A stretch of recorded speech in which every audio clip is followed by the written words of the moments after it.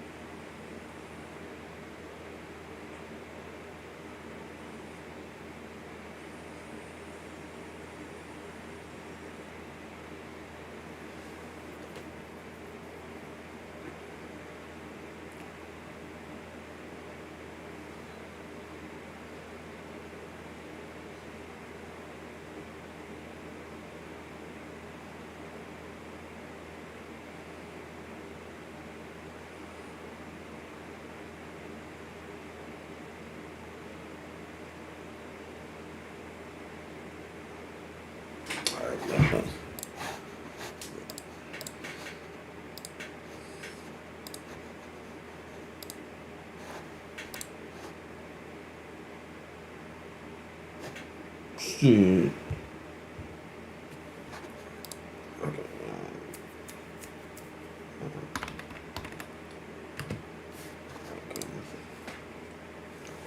RG.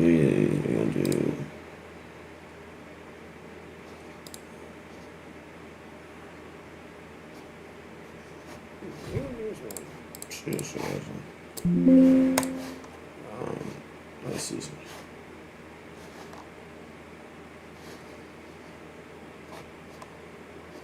This one.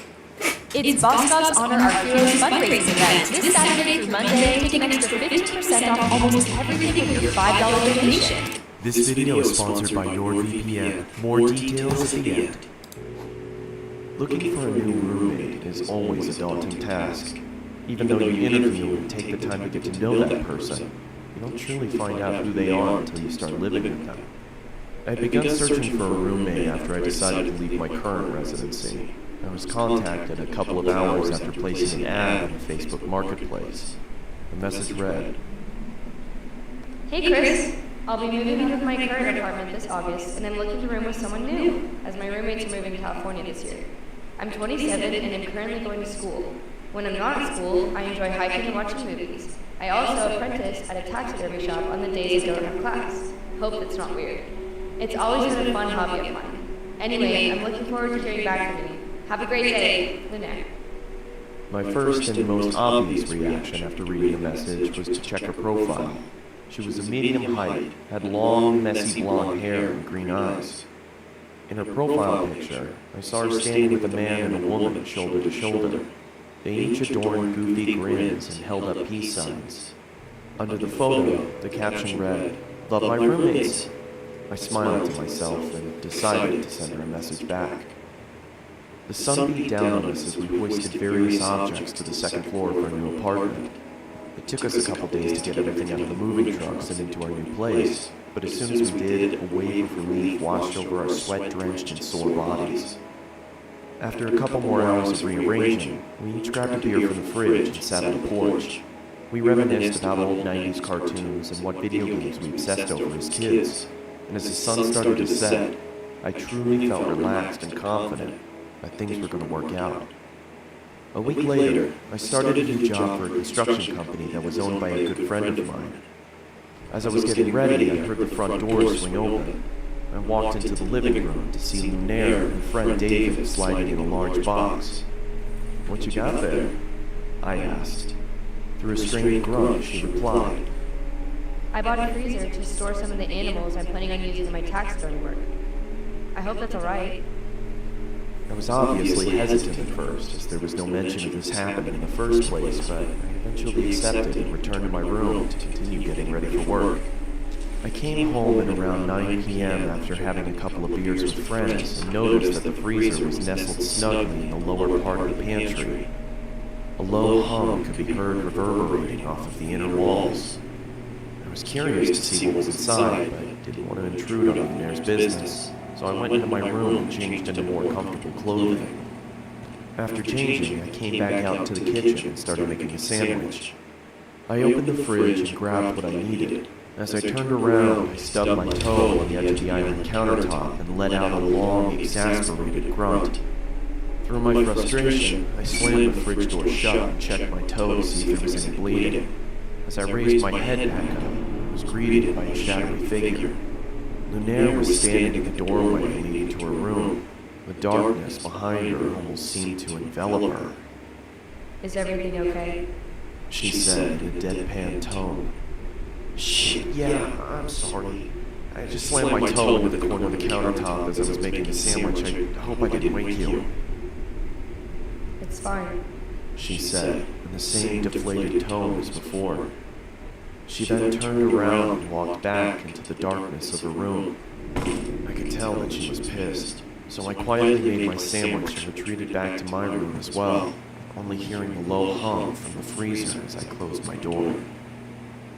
I had the next day off, so I was able to sleep in a little longer than usual. When I finally emerged from my room and walked into the kitchen to make breakfast, as I opened the refrigerator, I noticed the light wasn't turning on and there was a lack of cold air escaping from inside. I turned around and flipped the light switch to confirm my suspicion. Sure enough, the power was out. Damn it, I muttered under my breath.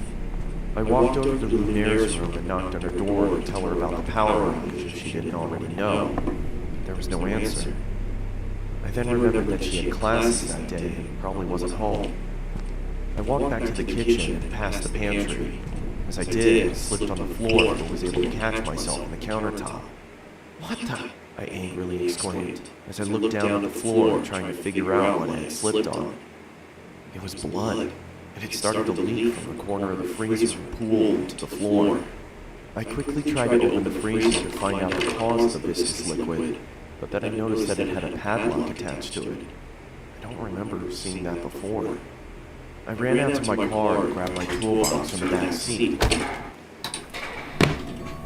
You can keep ignoring energy waste. And I approached the freezer and set my tools down on the nearby countertop. I then pulled out a small pair of bolt cutters and snapped through the metal of the padlock. It fell to the ground with a large thud. I creaked open the top of the freezer and was greeted with a putrid stench that permeated my nostrils. I quickly pinched my nose and walked away gagging in response. I guess I should have realized that was going to happen, I muttered to myself in between gags. After gaining my composure, I grabbed some gloves from under the sink and started taking inventory. I could see a couple of dead birds in plastic bags wedged into the corners of the freezer. I took each bag out and set them in the trash can nearby. That's when I noticed that the blood was coming from the corner of the larger black bag. I don't know why, but I decided to open the top of the bag and peer. I think he already know. He should already know.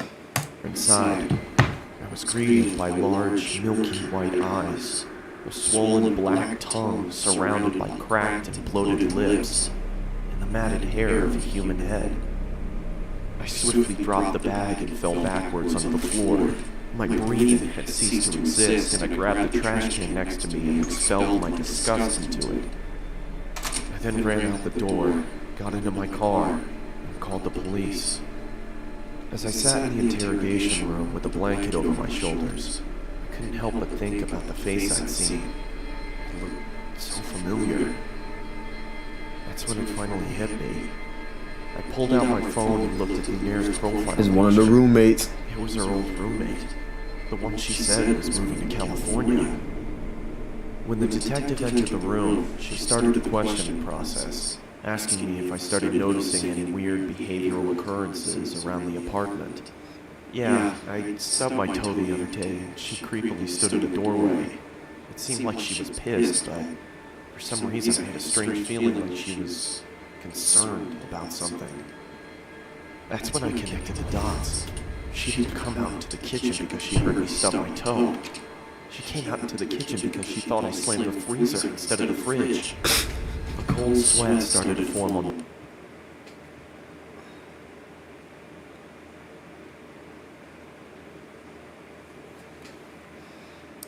So who's mentioning me?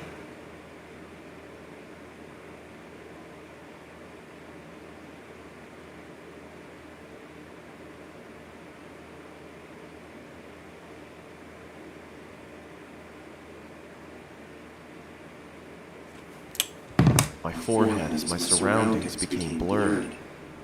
I could hear a low whine slowly starting to cover up the words of concern from the detective. As my vision started to clear, I could see another officer enter the room and whisper something into her ear as he handed her a piece of paper. "Do you have somewhere you could stay at?" she asked. "I mean, I was planning on staying with my parents. They live about 30 minutes outside of town." "Okay," she paused. "Listen, I don't want to worry you, but we found this picture inside of your apartment." She slid the piece of paper across the table. That was a smooth ass slide. Like, I can't do that. Immediately felt like someone kicked me in the chest. The head of Munir's other roommate sat on the chair. In the background, scrawled on the wall in blood, read, "Love my roommates. All of them."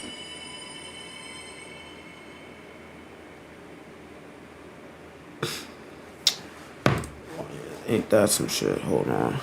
Does this ever happen to you? You find it... That's 45 minutes. I ain't watching that. Pizza delivery, disturbance, Snapchat. Hold on, let's see. So school lockdown, fuck it. School lockdown. Alright. Trusted for over 60 years. Wait, real milk and cream without the lactose? So rich and creamy.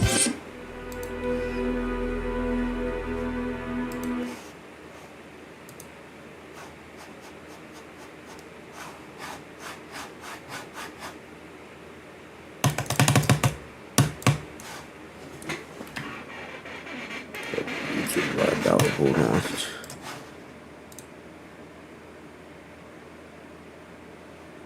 I have to go back because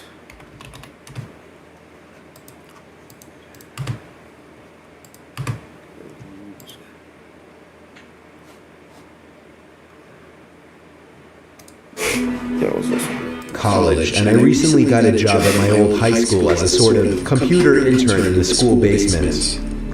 The basement of the school is very messy and disorganized, but there is a small 3-person office that's actually very nice down there.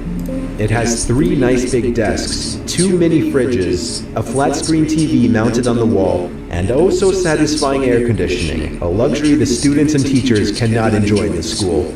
And of course all the school servers and other computery stuff. I got the job because 3 of my old computer teachers flat out adored me. I could actually consider them as real friends, not just teacher figures, so they all helped tremendously in landing me this job.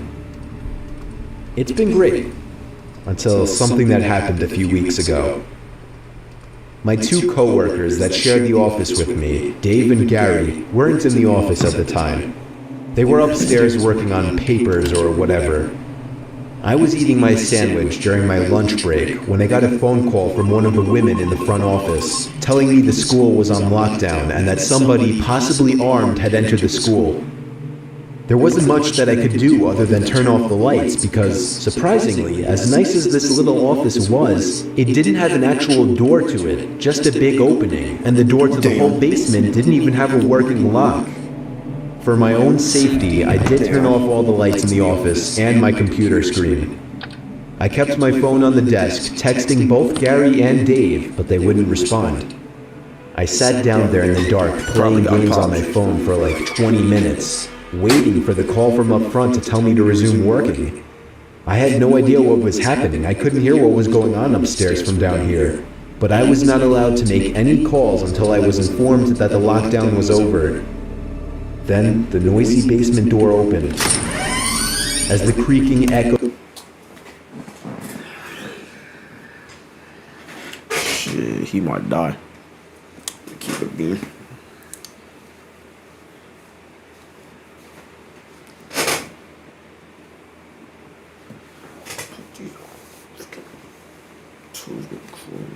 across the basement and into my office. I sat up from my seat, wondering if I should call out Gary or Dave. I was eager to get some info from them. Someone then came running down the stairs, and their footsteps were approaching my office. I pushed away my chair and crawled under my desk. Somebody entered the office, but did not turn on the lights. There was just silence. I can't even describe the fear I was experiencing. I felt like if I made one sudden noise, I'd be a dead man. Suddenly, my phone dinged as I got a text message. I felt my entire world shrivel up and die at that one moment as I clenched my teeth in fear. Footsteps suddenly moved closer to me until I finally dove out from under the desk in capitulation, begging whoever it was not to kill me. And just then, someone grabbed my arm and pulled me up. It was some guy in a red plaid button-up, jeans, and a reddish-black cap. He told me, "It's okay, I'm just down here hiding with you." "What's going on up there?" I whispered to him. He kind of ignored my question and asked me if there's an exit down here. The problem. I told him, "Yeah, around that way." Before he could do anything else, I asked him, "Who are you?" There was a brief moment of silence. Before he started explaining he was coming in to pick up his son, when a teacher told him to hide. After his explanation, I checked my phone and saw the text I received was from Dave.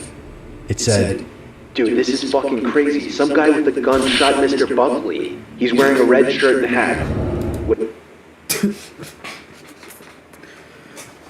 He's just shot like that. Whatever you do, don't come upstairs." I was about to reread that text out loud to the man, until I realized. I looked up and felt my stomach sink. The man seemed to catch on to my suspicious stare. Panicking, all I could think to do was to run for the upstairs. A gunshot echoed through the basement and I could hear the bullet ricochet off something metal in the darkness. But thank God the bullet missed me and I made it upstairs. Fortunately, police were waiting at all exits, including the basement exit, and caught the man the second he opened the door. More good news. Our teacher, Mr. Buckley, survived the gunshot. It was later determined that the man and Mr. Buckley had some beef for whatever reason, but that was never revealed. All we know is that Mr. Buckley couldn't have done anything that would have warranted this kind of reaction. And I know that the sound of that gunshot will forever echo in my mind.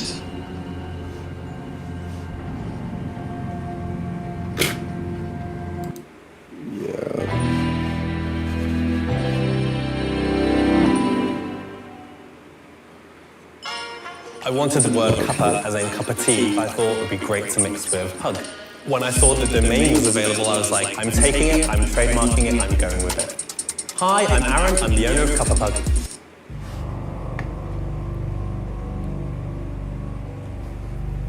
My name is Ethan, and I'm a photographer. I took a trip last year with my wife to the Colorado mountains for an art project. My wife is also an avid skier, so she talked me into adding skiing into the trip. We had the option to book a room at a ski resort or rent out a private log cabin. The second one seemed more romantic, so I picked that one. Plus, it didn't hurt that it was cheaper. The cabin was nothing luxurious or anything. It was a single-floor, 4-room little thing. A 2-person bedroom, a small living room, a kitchen, and a bathroom. It may have been small, but the actual idea of being secluded in a warm log cabin during a blizzard was amazing. However, the storm was interfering with the cable signal, so we didn't have much to do this one particular evening.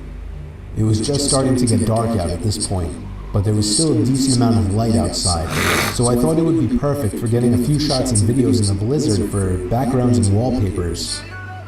I told my wife I'd be back within 10 minutes and slipped on my boots and coat. The moment I stepped outside and shut the door, I noticed footsteps leading up to the door in the snow that had blown under the wooden awning. I could see the prints doubled as whoever left them there turned and went the opposite direction. I was freaked the fuck out, but I wasn't about to go inside and scare my wife. I decided to give in to my curiosity and followed the prints to the right side of the cabin. Right away, I noticed that they led to the bedroom window. My heart froze in fear when I saw this. I could see my wife sitting on the bed using her iPad. She noticed me and I waved. She left. I continued to follow the footprints around the cabin to the other side. They led to the living room window on the other side. Someone was stalking us, but how long ago was the question? I found myself standing there for a good minute asking myself if I should follow the footprints anymore. For whatever reason, I decided I would. They were now leading away from the cabin. The white people I shit. knew I was following the prints to where this person was going, not coming from, simply by the boot marks. I followed the prints away from the opening and into the trees. That was where I saw him. A man wearing a black coat facing a tree, slouched down looking at the ground. He was still as a statue, and I could see the snow piling up on his hood and shoulders. I froze in my tracks, trying not to make a sound. I would have thought to ask him if he needed help otherwise, but this guy was just standing there not doing anything, like some kind of deranged freak. I started to gradually move backwards without even turning around, making sure this man didn't turn around or notice me. When I got at a visual distance, I turned around and stomped through the snow back to the cabin. When I slammed the door shut, my wife came over to see what was wrong. I saw worry in her eyes. I guess she saw the worry in mine. She knew I saw something, and after a few minutes of harassment, I finally told her what I saw. She immediately started packing her things, telling me we're leaving right away. I told her no, we're not going anywhere. I would not get a refund for leaving early, and I wasn't about to up and leave just because some weird guy was walking around outside. She made a point of locking both locks on the door and making sure all the windows were sealed shut. For the rest of the night, we read stuff on our iPads. I reviewed the pictures and videos I had taken so far. We turned out the lights early as there wasn't much else to do. What if he's still out there? I remember my wife asking me. There's no way he's still out there, I then assured her. Listening to the wind blowing outside, along with the small flakes of snow hitting the windows, was strangely relaxing, and I knew I'd be able to fall asleep quickly. Except if it wasn't for the knock at the bedroom window. We were both still awake, and we both knew it was a knock from a person. I ushered my wife out of bed and out into the living room without turning on any lights.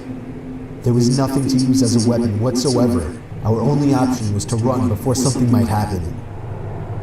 I told my wife we'd have to forget our luggage and make a dash for the Jeep. We slipped on our boots and coats in the dark in a matter of seconds, and when we heard a knock at the living room window from the opposite side of our car, we took that opportunity to run.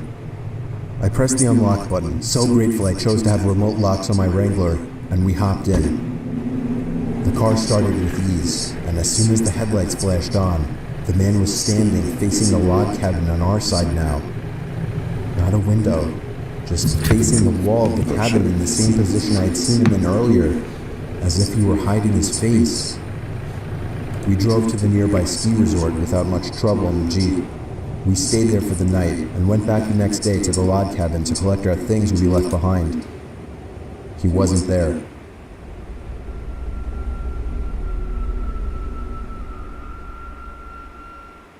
Does your heating and cooling system work hard when you're not even there? Some bullshit about Black Watch. Oh, never mind. I'm 27 years old. I live alone in a rural town in Virginia, about 2 blocks away from my parents. My parents are both in their 60s, and my mom has become a very worrisome woman in her old age. Sometimes she walks over uninvited and lets herself in, since I had regrettably given her a key, which can get a bit annoying. Like if I would be out really late on weekends at a bar or with women, I would sometimes come home to my mom sitting in the living room waiting, worried sick. I know you may just think, oh my god, that's crazy, why not just put your foot down and tell her to stop? Well, because you don't know my mom. It's very hard to describe her, but she's the kind of worrisome, innocent little lady that you just can't bring yourself to go against. And I hate to mention, she also has mild dementia. Anyway, this was Saturday night. I think it was around 2 in the morning. I was at a nearby club with a group of college friends, really the only place to hang out in this boring town, and I was getting ready to head home. I said goodbye to all my friends and walked the 3 blocks it took to get back to my house. I walked up my front stoop in my drunken haze and dug my hand in my pocket for my keys. When I grabbed the doorknob, I realized it was unlocked. My mom was here again. I quietly opened and shut the front door, locking it behind me. I put my keys on the kitchen counter and found a note written in my mom's handwriting saying, You forgot this at our house, next to the box of half-eaten cake my parents did once. I didn't see my mom anywhere, so I assumed she must have gone upstairs to sleep in the guest bed until I got back, which is something she would commonly do as well. Then I heard footsteps upstairs, confirming it, and that's when I sighed once again. 27 years old, almost 3 in the morning, and she still has to wait up and treat me like a child.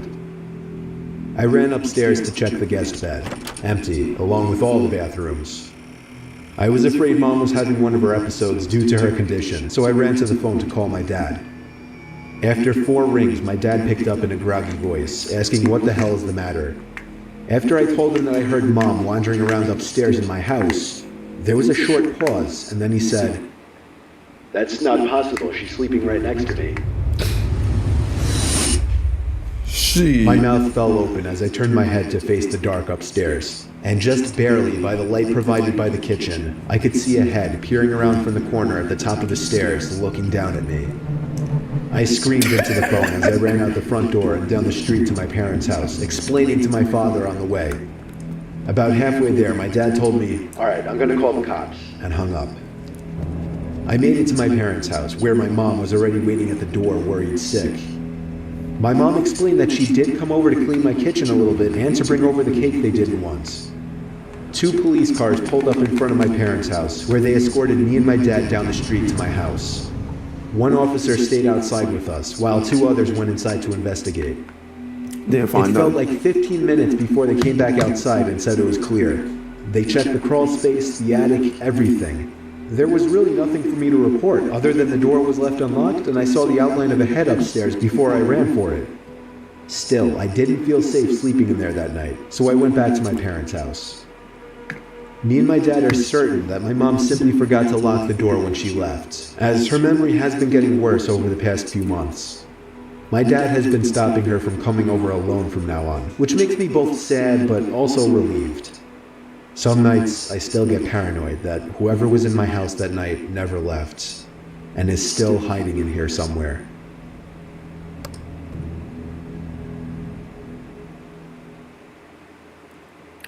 Yeah, that thing never left. No. It was a typical boring day in calculus, only it was Friday, 7th period, meaning the week was almost over and spring break would finally be upon us, so everybody was getting antsy in their seats, I could tell.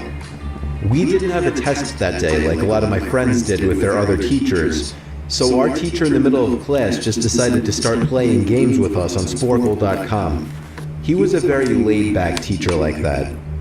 As we were doing some brand logo quiz on Sporkle, I remember the exact moment it happened. Right after my friend answered a question, I remember the exact answer too, Adidas. The dean's voice came through the loudspeaker. He sounded panicked and frantic as he told all the teachers this was not a drill and to go into lockdown. I actually got the chills, and I got goosebumps on my arms as our usually laid-back teacher too seemed panicked as he ran to turn off the lights and ushered us to the back corner of the room. We all sat in silence for about 2 minutes, and then the usual buzzing that came from a panel in the back of the room ceased, indicating that the school must have cut all the power. We all looked at each other, realizing this must be serious. It is. A few more minutes of waiting later, we heard a man screaming at the top of his lungs coming down the hallway. It's like the 3rd time it did that shit.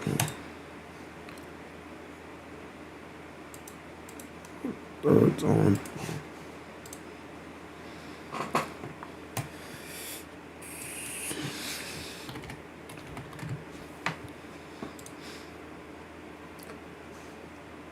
Oh, that here. Hallway.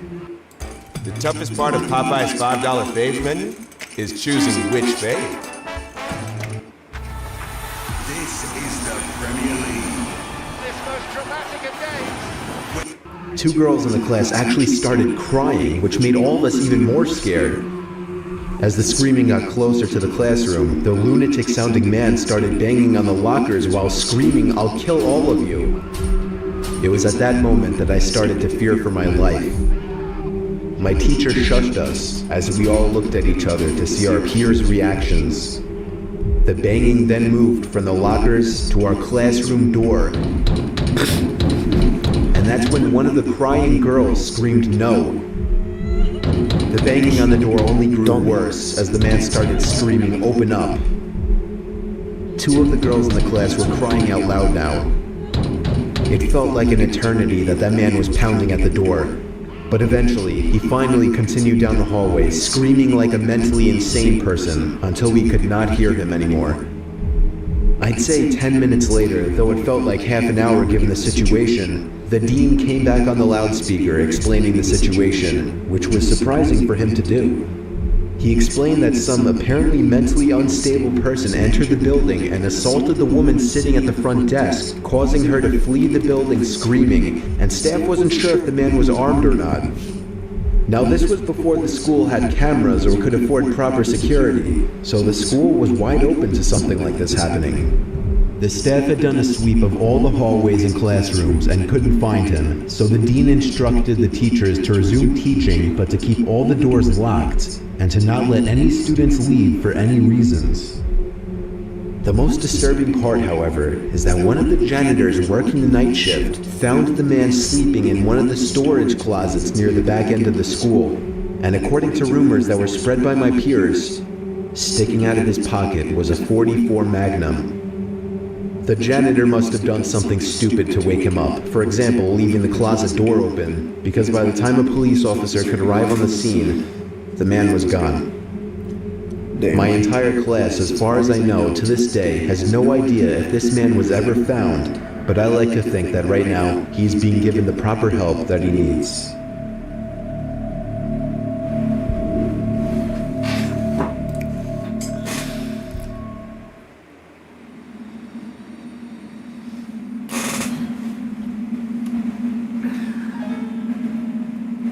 Three months after I turned 16 in 2005, I got my first car, a '99 Toyota Camry. On a warm Saturday night, when my friend Alex invited me over to one of his friend's big parties, I knew I wouldn't be in a condition to drive the Camry home afterward. So we carpooled with Alex's girlfriend, Brianna. We lived in the countryside of Virginia, meaning less big parties. Meaning when there was a big party, it was a huge deal and everyone would go. We lived about 5 to 10 minutes away from this kid's house. I knew where he lived as I was acquainted with him, but not exactly friends. The whole ride there, we took the same 2-lane highway type road through the woods, and this kid's house was actually on this road further down. At certain points on this road, there were a few houses on either side, and then it would just go back to being a long, empty highway again. The house was tiny, like a lot of houses around the area, but the party was held outside anyway, since his closest neighbors were relatively far away, and noise wasn't an issue. I'll skip most of the party up until the point that Brianna, who was supposed to be our designated driver, had to suddenly leave for a small family emergency. Alex said it was fine and that we'd find a ride home. Well, fast forward another few hours and another few drinks, and I could barely even walk straight. I checked my watch, and it was like 2 in the morning. I figured it was time to go. I started looking for Alex, but I couldn't find him anywhere. In fact, it seemed like everybody I knew had already left. I could barely even think straight, but I was still furious at the fact that Alex could have actually left without me. I asked to use the party host's phone and dialed Alex's home number. After 2 tries, I gave up and then realized I shouldn't wake his family up. So, literally not knowing what else to do, I dizzily stepped out onto the road and began walking back home. I knew this walk would take anywhere from half an hour to an hour in my condition. Maybe after 15 minutes of walking down the road, the slight shine of car headlights on the road was fading in from behind me. Jumping for joy inside, I lifted up my arm and stuck out my thumb. As the car neared, it slowed down and came to a stop right next to me. The man driving the '98 Ford Explorer rolled down the window and asked where you headed. I told him my house was just down the road and beyond a right turn, probably slurring my words beyond comprehension. He chuckled and told me to hop in. I thanked him and joyously hopped into the truck. I was exhausted, and I remember completely disregarding things the guy was asking me because I was so close to just passing out. And that's what happened. The memories of being in that truck turned to a fog, as I'm sure I passed out.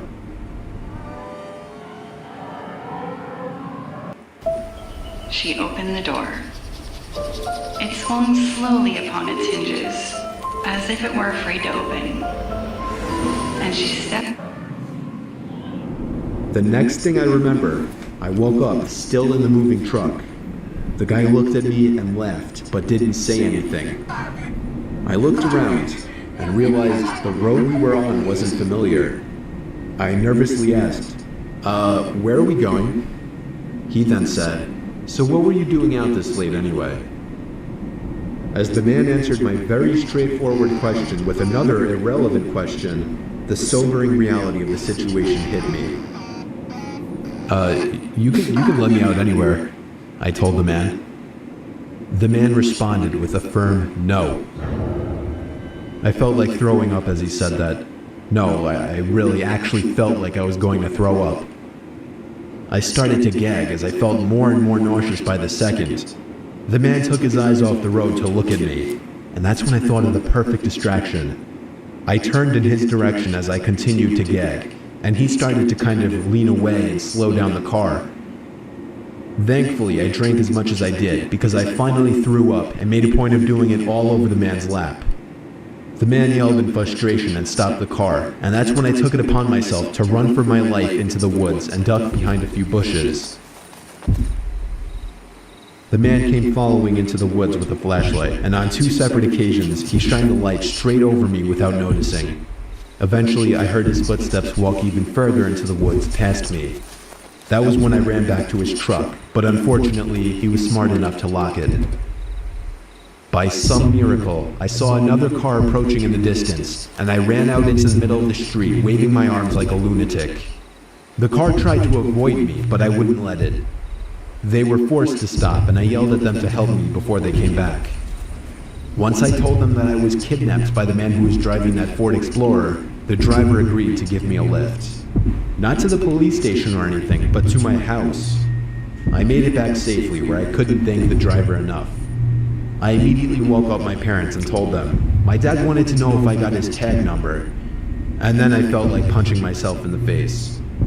I failed to get the simplest information from the guy that would have allowed me to actually properly report him. All I knew was that he drove a faded blue '99 Ford Explorer. I made sure to give Alex a piece of my mind, and part of me always held a grudge against him ever since, just for abandoning me at a party without telling me. I haven't seen him in 4 years now, however, and this was actually the first time I even thought about this incident for almost a year now. As time goes on, even the worst of memories may start to fade, but after writing this to share with the internet, it's once again fresh in my mind.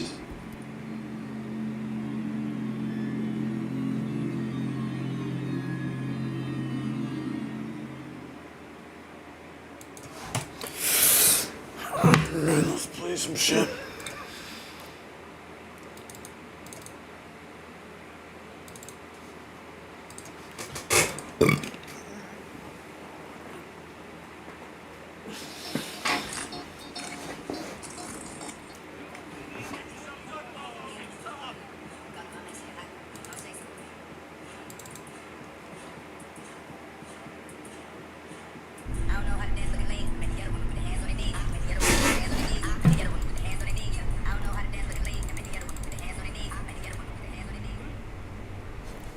Whoa.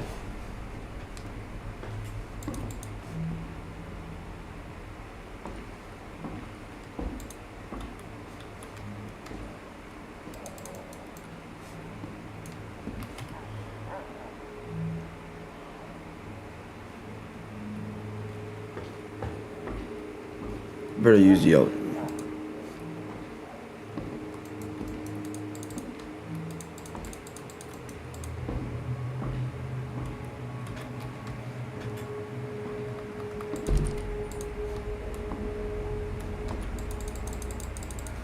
Come on.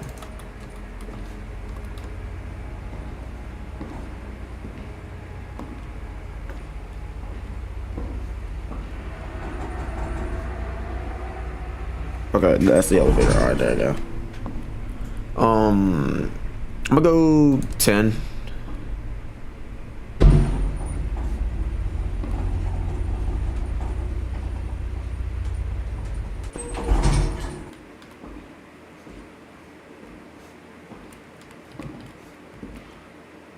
2.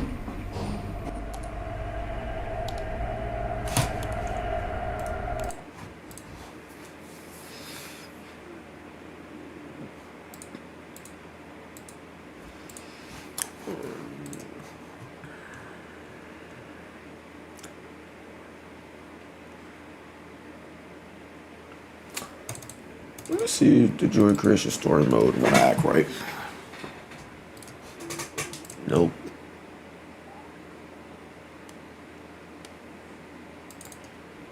So back and don't get caught. On that back.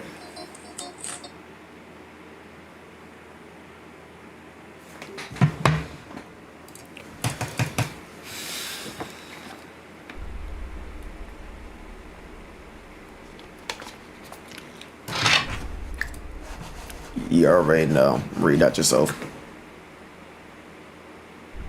Or pause to read it.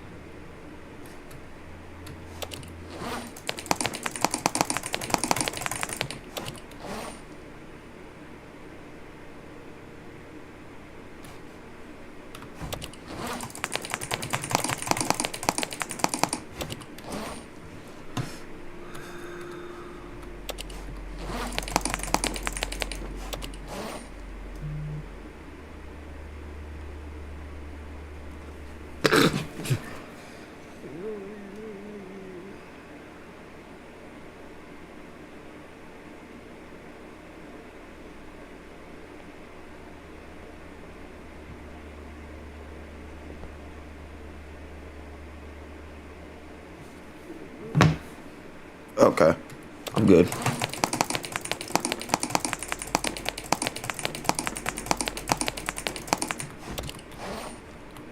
Turn around, turn around. All right.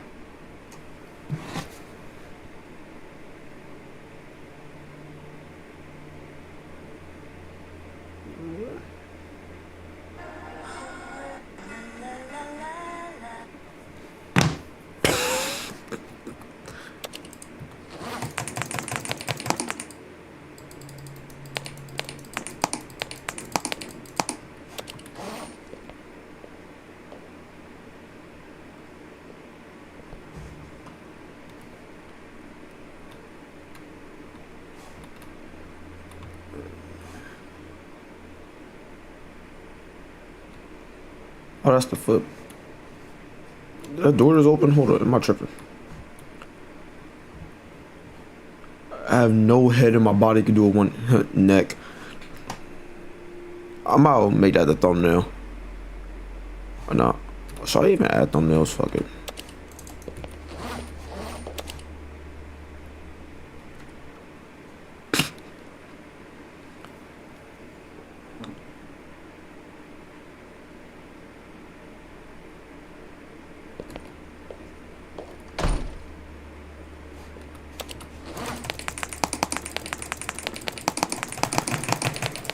She's gonna be smacking at me. Hold on.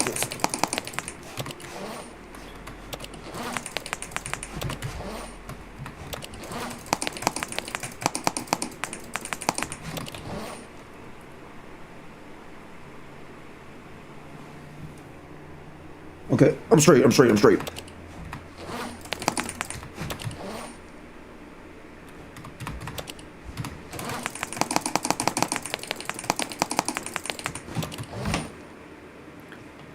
Do the 180. Hold up. Do the 180. Yeah. Nah, 360 actually.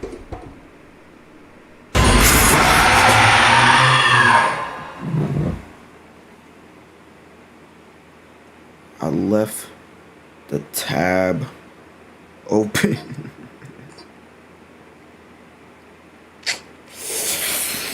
You got caught. Try again. All right, fuck it. Just offer it.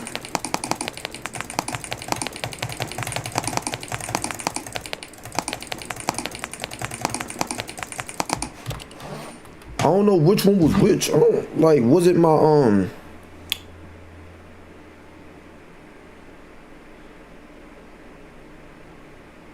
Bro, this nigga Dre's a fucking clown.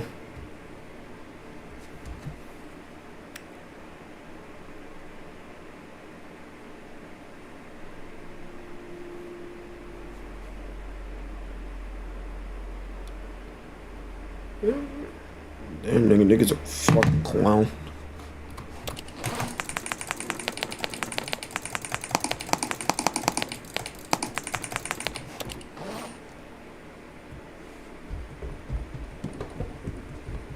What? Wait, my pen zipped. Hold up. Oh.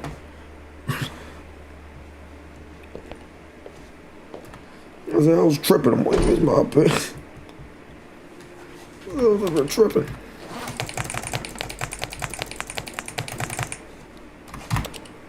Zip. I can't zip. Hold up. Oh, okay.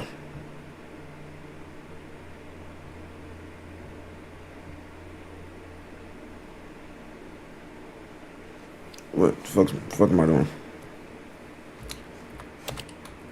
He's a dork.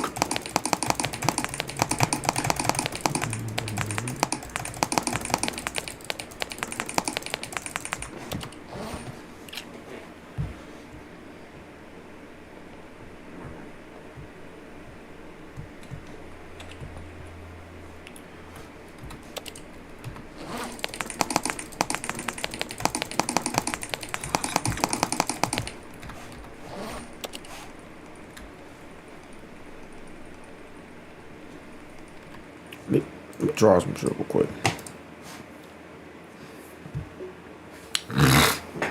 Yes.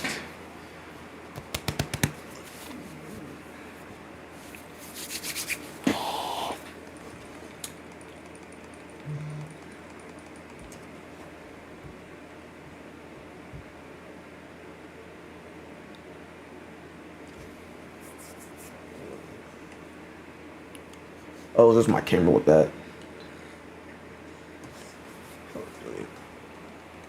Let's spider real quick. See that?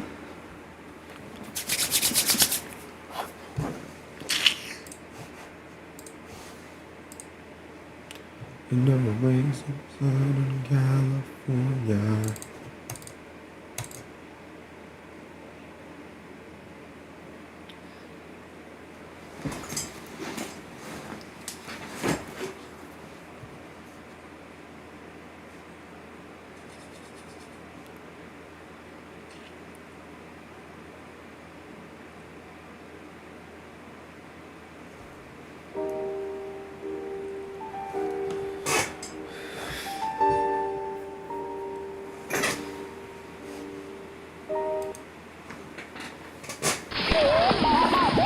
Hello? Hello? Oh my god. I've been trying to contact you for days. Where are you? I saw the place across town. The restaurant, they burned it down. The animatronics.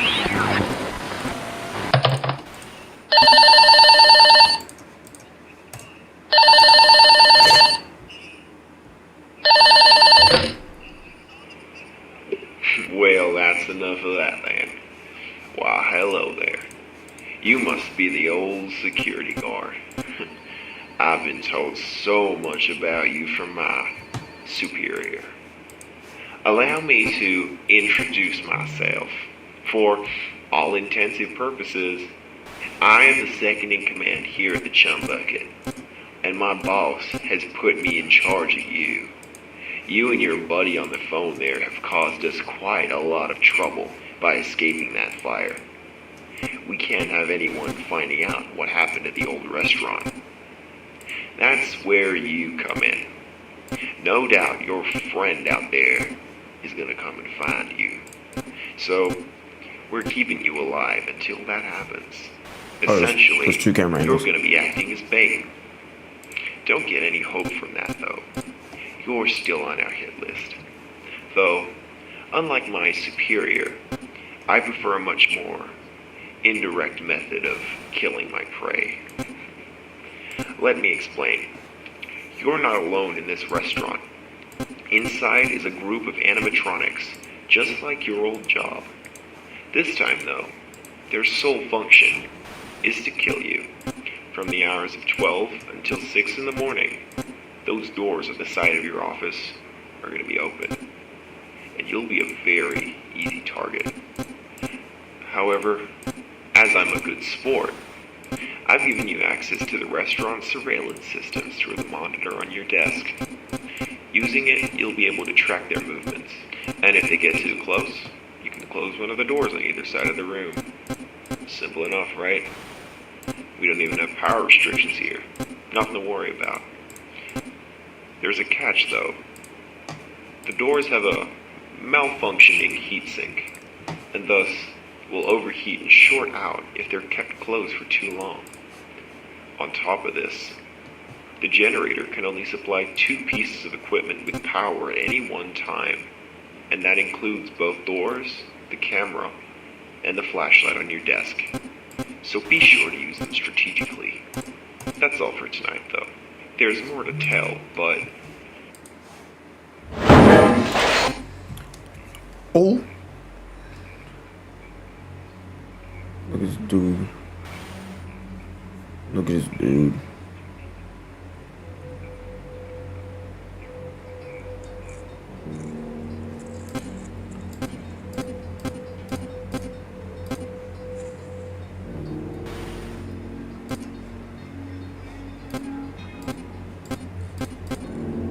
Whoa, hold on.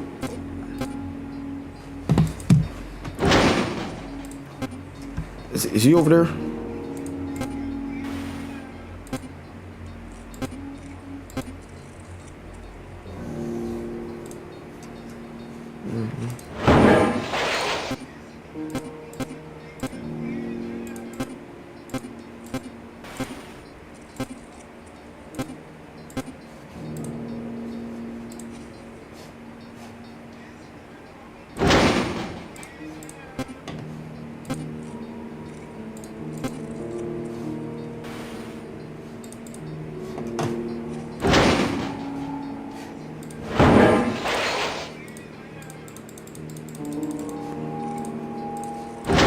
Shut it, thank you.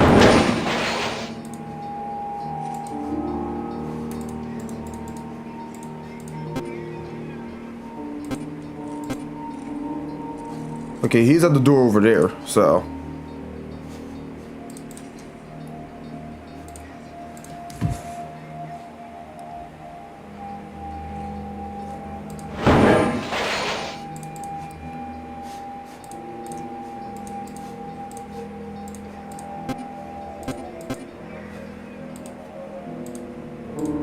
He come.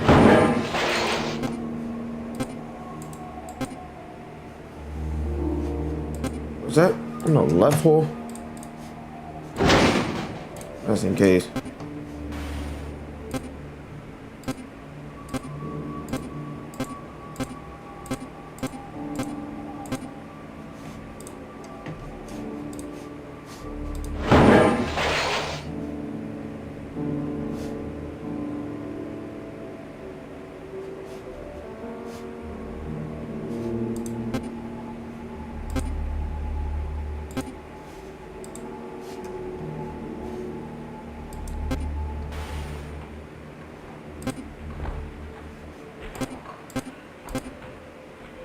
Oh, Sponge upstairs.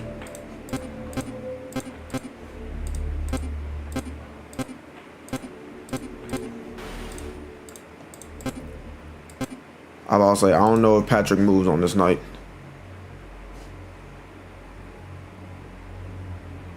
But this game is long.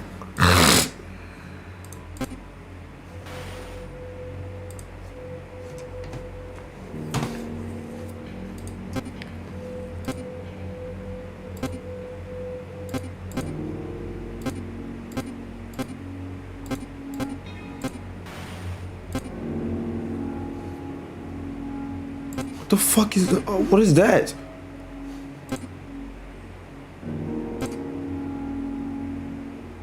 Oh, he's coming. I don't know what's side though, but he's coming.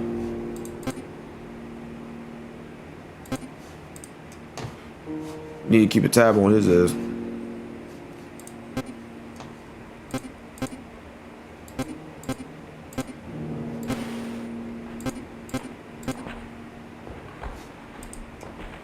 Should see his ass in the corner. Should.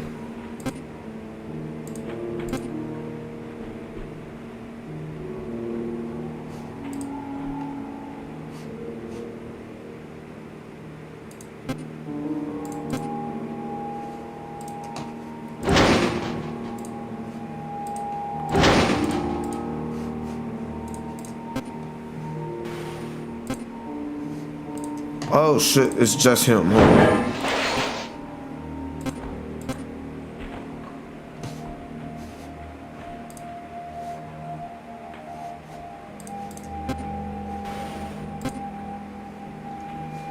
No, I'm tripping. It's just him. Nah, yo, I'm tripping. It's just him.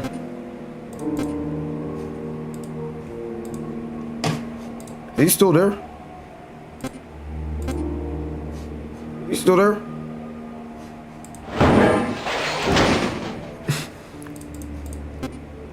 He's still there?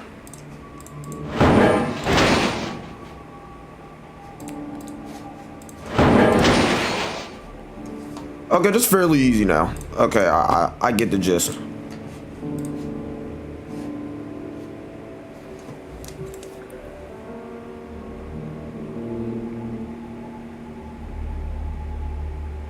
So, bro, how you doing? Play Rocket League.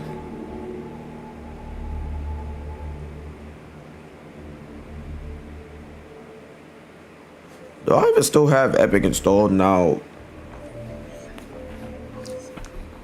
Since it's even a topic. Wait, shit, I'm not even paying attention. Hold up. Override. Doors open. Sweet victory. Let me have it.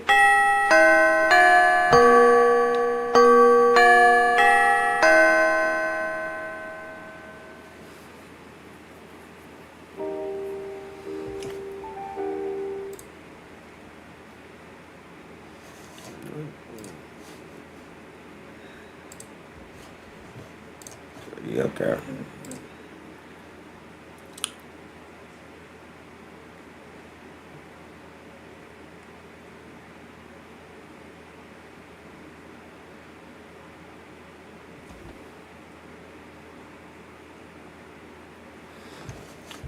Security.